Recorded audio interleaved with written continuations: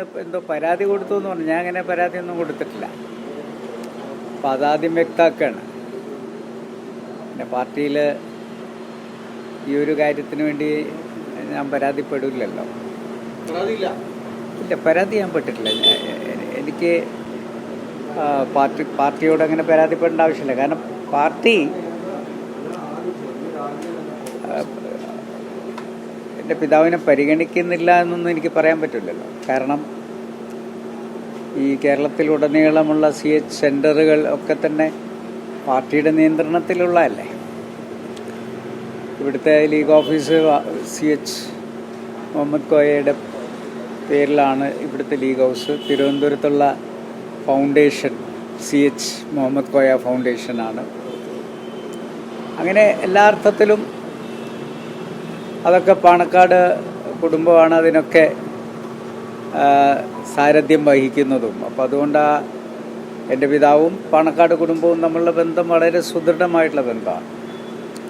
അപ്പം അതുകൊണ്ട് എല്ലാ സ്ഥലത്തും പേര് വന്നേ തീരൂ എന്നൊന്നും പറഞ്ഞുകൊണ്ട് എനിക്ക് പരാതിപ്പെടാൻ പറ്റില്ലല്ലോ. അത്രയും പരിഗണന എല്ലാ സ്ഥലത്തും കിട്ടിയിട്ടുണ്ടല്ലോ. അതൊരു വീഴ്ചയല്ലേ? കാരണം മുസ്ലിം ലീഗിനെ സംബന്ധിച്ച് ഏക മുഖ്യമന്ത്രിയാണ്. അദ്ദേഹം 2 തവണ ലോക്സഭയിലുണ്ടായിരുന്നു. അപ്പോൾ ഒരു ദേശീയ മുഖമായിട്ടുള്ള അദ്ദേഹത്തെ ആ ദേശീയ ഓഫീസിൽ അദ്ദേഹത്തിന്റെ പേര് കൂടി അനുസ്മരിക്കപ്പെടേണ്ടതായിരുന്നു എന്നൊരു അഭിപ്രായം പറഞ്ഞാൽ തെറ്റില്ലല്ലോ. അല്ല, ഞാനിപ്പം KT ജലീലിൻ്റെ പറയുന്നത് അദ്ദേഹം ഓർത്തല്ലോ. എൻ്റെ പിതാവിനപ്പോൾ അദ്ദേഹം അപ്പുറത്ത് നിൽക്കുമ്പോഴും ഇപ്പുറത്തുള്ള എൻ്റെ പിതാവിനെ ഓർത്തല്ലോ. അതൊരു വലിയ കാര്യമായിട്ടാണ് ഞാൻ കാണുന്നത്. പക്ഷേ അദ്ദേഹം ലീഗ് പിന്നെ തള്ളിപ്പറഞ്ഞപ്പുറത്ത് പോയതാണ്. പക്ഷേ ഇപ്പോഴും അദ്ദേഹം ലീഗിൻ്റെ നേതാക്കന്മാരെ ആ രീതിയിൽ കാണുന്നു എന്നുള്ളതിലുള്ള സന്തോഷമുണ്ട്. പക്ഷേ ഇത് ഞങ്ങളുടെ പാർട്ടിയുടെ ഒരു അകത്തുള്ള കാര്യമാണല്ലോ.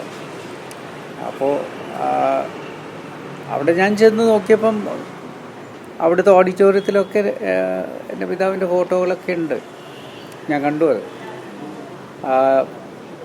അന്ന് സക്കീർ ഹുസൈനെ കാണാൻ പോകുമ്പം സേട്ടു സാഹിബും എൻ്റെ പാപ്പയുമാണ് പോയിട്ടുള്ളത്. അവർ ആ ഫോട്ടോ അവിടെ അവർ വെച്ചിട്ടുണ്ട്.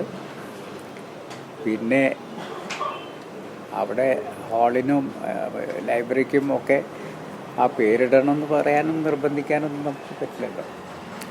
എനിക്കൊന്ന് പാർട്ടി ആലോചിച്ച കാര്യങ്ങൾ ചെയ്യായിരിക്കും.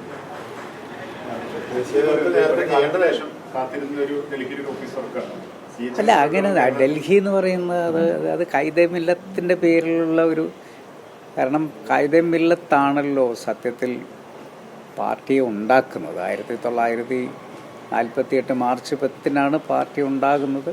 മാത്രമല്ല കോൺസ്റ്റിറ്റ്യൂവൻ്റ് അസംബ്ലിയിൽ ഖായിദെ മില്ലത്തുണ്ടായിരുന്നു. അപ്പോൾ ഖായിദെ മില്ലത്തിൻ്റെ പേരിലാണ് അവിടെ ഒരു സ്ഥാപനം വരേണ്ടത്.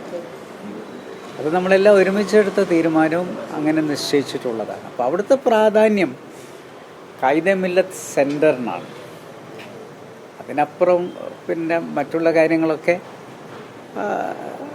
അതേപോലെ തന്നെ പോക്കർ സാഹിബും ആ കാലഘട്ടത്തിൽ ഖായിദെ മില്ലത്ത് ഇസ്മായിൽ സാഹിബിൻ്റെ കൂടെ ഉണ്ടായിരുന്ന ആളാണ്. അപ്പോൾ ആ രീതിയിലൊക്കെ തന്നെ അതിൽ പേര് കൊടുത്ത ആളൊന്നും മോശക്കാരല്ലല്ലോ. അല്ല, പ്രവർത്തകർ എന്ന് പറയുമ്പം എൻ്റെ പിതാവ് എപ്പോഴും പറയാറുള്ളൊരു കാര്യമുണ്ട്. ഈ സ്മാരകങ്ങളെക്കാൾ അദ്ദേഹം ഇഷ്ടപ്പെട്ടിട്ടുള്ളത് ജനഹൃദയങ്ങളിൽ ജീവിക്കുക എന്നുള്ളതായിരുന്നു.